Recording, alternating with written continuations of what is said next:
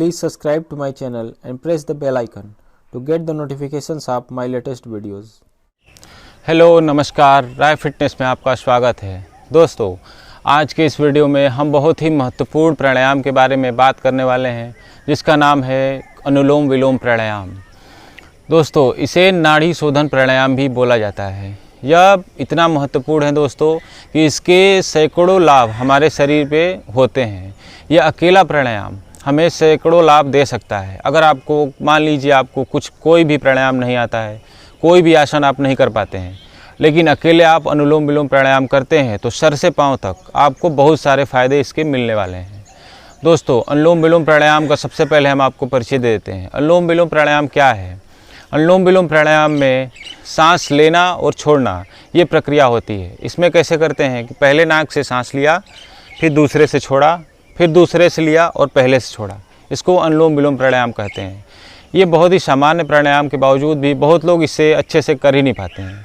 दोस्तों, चलिए हम आपको बताते हैं कि अनुलोम विलोम प्राणायाम किस तरह से किया जाता है। दोस्तों, प्राणायाम को करने में 3 क्रियाएं होती हैं। पहला पूरक, कुंभक और रेचक। दोस्तों, तो पूरक किसे कहते हैं? अगर आप सांस लेते हैं तो उसको पूरक कहते हैं। अगर आप सांस को रोक के रखते हैं या बाहर छोड़ के रखते हैं, ऐसे सांस लिया, अंदर रोक के रखा, या फिर सांस छोड़ दिया पूरा और फिर रोक के रखा, तो उसको कुंभक कहते हैं। और सांस छोड़ते समय अगर हम सांस छोड़ रहे हैं उसको रेचक कहते हैं। तो अनुलोम विलोम में बस 2 क्रियाएं होती हैं, पूरक और रेचक। क्योंकि अनुलोम विलोम में हम सांस लेते हैं,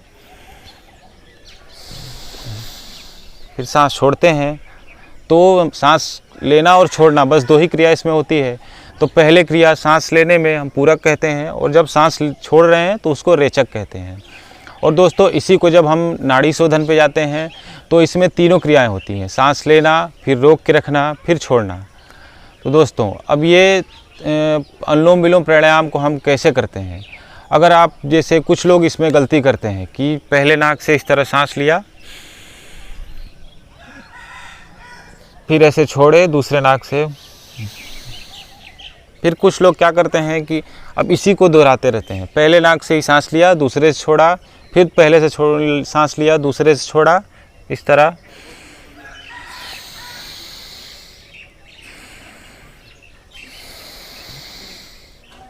तो दोस्तों, इसको ये अनुलोम विलोम प्राणायाम नहीं है, इसको हम चंद्र भेदन प्राणायाम कहते हैं। या आपका चंद्र स्वर है या आपका सूर्य स्वर है। और दोस्तों, इस प्राणायाम को अगर अधिकतर किया जाए तो इसके हमें नुकसान भी हो सकते हैं।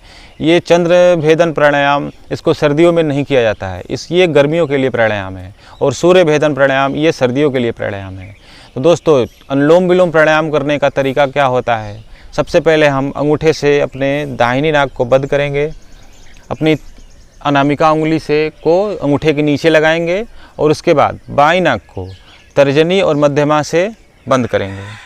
तो इस तरह, जैसे पहले इससे बंद किया, बाईं नाक को बंद करके, फिर दाहिने से सांस लेंगे पहले, फिर अब दाहिनी नाक को बंद करके बाईं नाक से सांस छोड़ेंगे।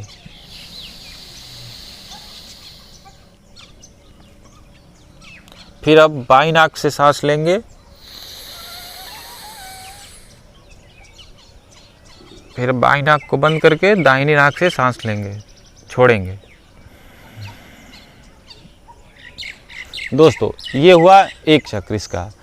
आप जैसे इसमें यही करना है कि जिस नाक से आप सांस ले रहे हैं फिर दूसरे नाक से छोड़ेंगे, फिर जिस नाक से आप सांस छोड़ रहे हैं उसी नाक से फिर सांस लेना है, और फिर पहले वाले नाक से छोड़ना है।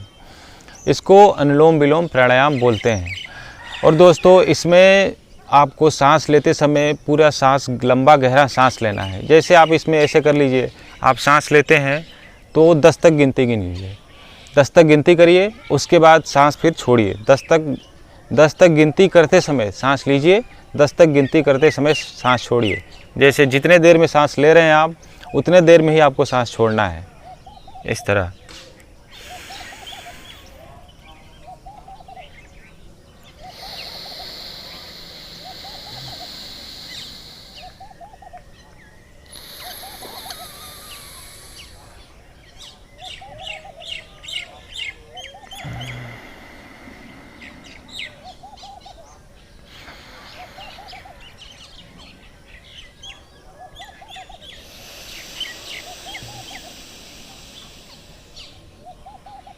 दोस्तों ये था सिंपल अनुलोम विलोम प्राणायाम। इसमें आपको पूरा लंबा गहरा सांस भरना है अंदर और पूरा लंबा गहरा सांस बाहर छोड़ना है।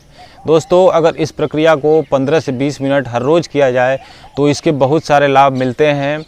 जैसे अगर आप इसको प्रतिदिन करते हैं तो चिंता, तनाव और अवसाद को ये कम करता है। अगर आप अनिद्रा से परेशान हैं तो इसके लिए बहुत ही लाभदायक ये प्राणायाम है।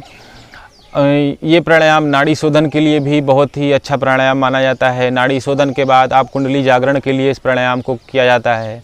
तो वो सब बाद की बातें हैं। अभी हम बात कर रहे हैं अनुलोम विलोम प्राणायाम की। और दोस्तों अनुलोम विलोम प्राणायाम आपकी आँखों की रोशनी के लिए भी सबसे अच्छा प्राणायाम माना जाता है। नाड़ी शोधन, इससे नस नाड़ियाँ जितनी भी हैं शुद्ध होती हैं।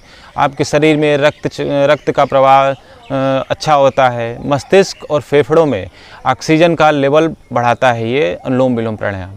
दोस्तों इस समय अनुलोम विलोम प्राणायाम बहुत ही अच्छा कारगर हुआ है। अगर आपको नज़ला है, जुकाम है, एलर्जी है, साइनोसाइटिस है, इसके लिए सबसे अच्छा प्राणायाम माना जाता है। इसलिए अगर आप पूरा सांस भरते हैं, पूरा सांस अगर एकदम अंदर पूरा भरा उसके बाद छोड़ा, तो दोस्तों ये आपके डाइजेशन के लिए भी बहुत ही अच्छा प्राणायाम माना जाता है। तो दोस्तों ये था अनुलोम विलोम प्राणायाम। इसका आप प्रतिदिन अभ्यास किया करें और इसके आप बहुत सारे लाभ ले सकते हैं। तो ये वीडियो आपको कैसी लगी दोस्तों, हमें कमेंट में ज़रूर बताएं और हमारे इस वीडियो को लाइक और चैनल को सब्सक्राइब करना ना भूलें। धन्यवाद।